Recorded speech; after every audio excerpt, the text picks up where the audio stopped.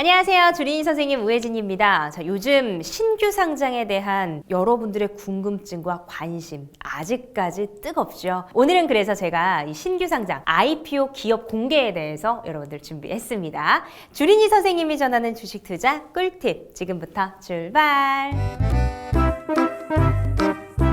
자, 비상장 기업이요. 이 코스피 코스닥 이 증권시장에 공식적으로 거래가 되기 위해서는요, 기업 공개라는 과정을 꼭 거쳐야 합니다. 이거를 IPO라고 이야기를 해요. 이 기업 공개는 뭐냐면요, 외부 투자자가 공개적으로 주식을 살 수 있도록 기업이 자사의 주식과 또 경영 내역을 시장에 공개를 하는 겁니다. 코스피 코스닥 시장에 들어가기 위해서 신고하는 과정이다라고 보시면 돼요. 이 IPO를 하는 이유는 명확합니다. 대부분의 기업들이 성장을 하기 위해서는 끊임없이 투자를 해야 되고 투자도 받아야 되죠. 자, 투자금을 확보하기 위해서는 은행에서 돈을 빌리기도 하고 채권을 발행을 하기도 합니다. 주식시장에서 상장된 기업들은요, 유상증자를 통해서 시장에서 자금을 직접적으로 조달을 받기도 합니다. 비상장 기업들도 당연히 자금이 많이 필요하겠죠. 자금 조달 측면에서 보면 기업에게 제일 유리한 건 시장에서 직접 조달하는 방법이에요. 부채가 아니기 때문에 기업 입장에서는 비용 부담이 없죠. 그래서 IPO를 하게 되면 대규모 자금을 손쉽게 조달을 할 수가 있고, 이 자금을 통해서 빌린 돈도 갚을 수 있고, 또 새로운 공장을 건설할 수도 있고, 또 신사업에 투자를 할 수도 있습니다. 물론 기업의 이 모든 정보가 공개가 되기 때문에 기업에 대한 신뢰도가 높아지고 홍보 효과도 부수적으로 얻을 수 있지만, 그만큼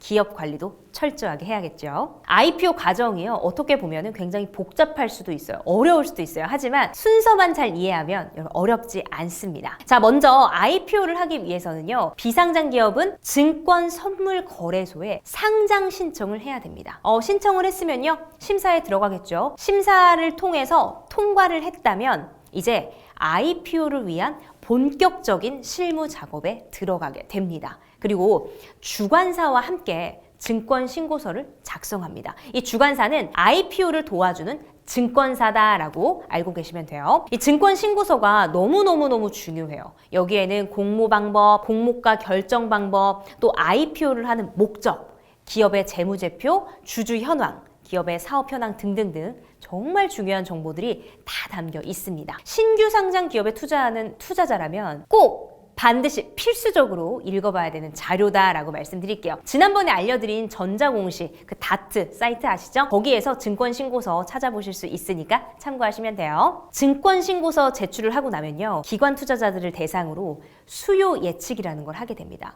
쉽게 말해서 경매라고 생각하시면 되는데요, 이 공모가 밴드를 참고해서 기관 투자자들이 원하는 수량하고 가격을 제출을 합니다. 공모가 밴드가 10만 원에서 11만 원이라고 가정을 해볼게요. 기관 투자자들이 대부분 11만 원에 주식을 받겠다 이렇게 신청을 하면 공모가는 대부분 11만 원에 결정되는 형식입니다. 인기가 많은 기업은 수요 예측에서도 경쟁이 진짜 치열해서 카카오게임즈 같은 경우는요, 경쟁률이 무려 1478.53대 1이었습니다. 아마 기사 보신 분들은 아실 거예요. 자, 반대로 기관 투자자들의 반응이 냉랭한 기업도 있어요. 그러면은 공모가도 낮게 결정이 됩니다. 이 수요 예측은요, 어떻게 보면 기업의 IPO 흥행 성공 여부를 알 수 있는 예고편 같은 거라고 볼 수 있어요. 수요 예측이 끝나고 나면 공모가를 결정하게 되거든요. 보통 경쟁 기업들하고 또 비교 분석을 하겠죠. 그래서 기업의 적정 가치를 결정을 하게 되는데, 그 가격에서 보통 20-30% 정도 할인을 해서 공모가 밴드를 결정을 하고 기관들의 수요 예측을 통해서 적정 공모가를 최종 결정을 하게 됩니다. 자, 공모가가 결정이 되면요,